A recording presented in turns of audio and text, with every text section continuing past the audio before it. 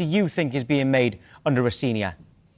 It's a difficult question at this time. If you asked me 2 weeks ago, I would have said we've made loads of progress and we look really good. But the last 2 Prem games have shown a little bit of the insecurities we do have on our team. And the main 2 are 1, dropping points from winning positions. We've dropped 19 so far this season, 17 of which have been at home. And that's not a team that can win a title if you're doing that. And the second thing is, as we saw against Burnley, we still got a bit of that ill discipline. I mean, we are 1 red card away from becoming the most red carded or joint most red carded team in the Premier League with QPR. And I was going to ask you this one, Tom. Do you know who the other team is? Ask me that again.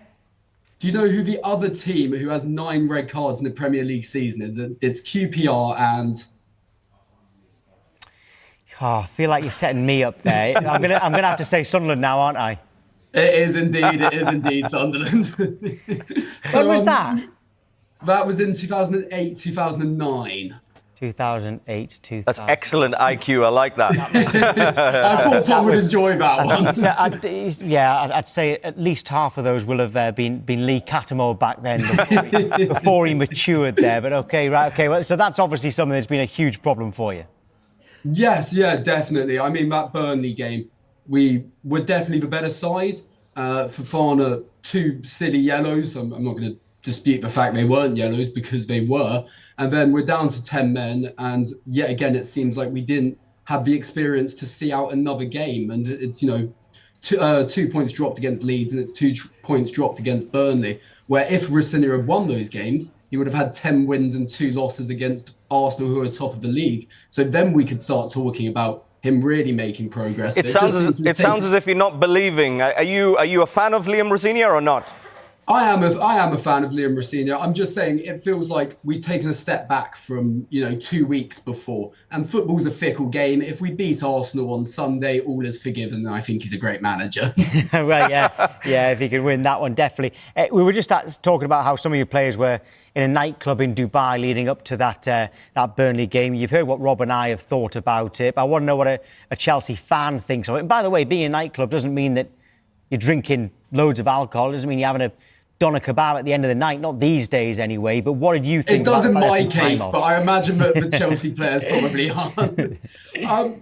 No, they're humans. They are allowed to go take holidays. We played so many games coming up to this little short 8-day break. So if they want to go to Dubai and they want to let their hair down and let off a bit of steam, I have absolutely no problem with that. And in the first 60 minutes against Burnley, it didn't look like a team who had been out clubbing late at night. They looked good. We played good football. We possibly should have converted a couple chances that we did create.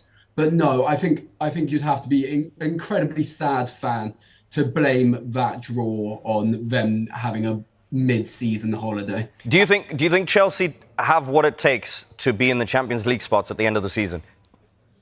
Not speaking as a fan. I want you to be a neutral right now. Yes, I do. I think Aston Villa are falling off. They do have the buffer of, I think, 4 points currently on United. I think Man United, yes, have hit a very rich vein of form and they're doing incredibly well under Carrick. And I think Liverpool are sort of teetering. I think for that 5th spot, if the coefficient does swing that way, you're looking at a toss-up between Liverpool and Chelsea. And yes, I do think we have the quality. And we can beat any team on their day. It's just, will we? Which a lot of the time we won't.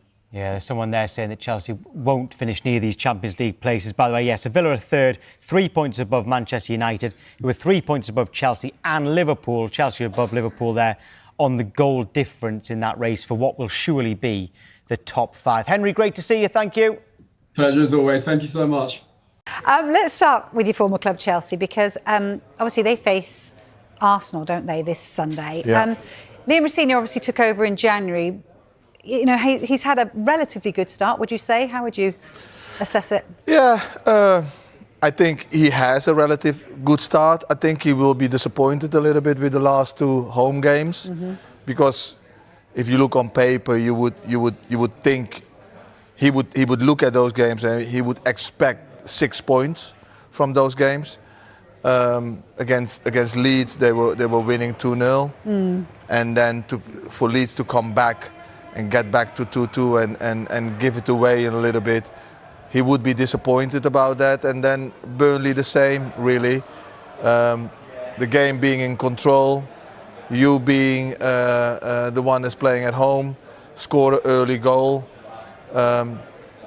It didn't materialize as well as he wanted. After that, they didn't really create more chances, and that's where I think he's going to be disappointed. Obviously, the red card afterwards, that didn't help the cause. But then still, you need to go in, finish the match with 3 points, and I think he will be very, very disappointed with those 2 matches. It's interesting.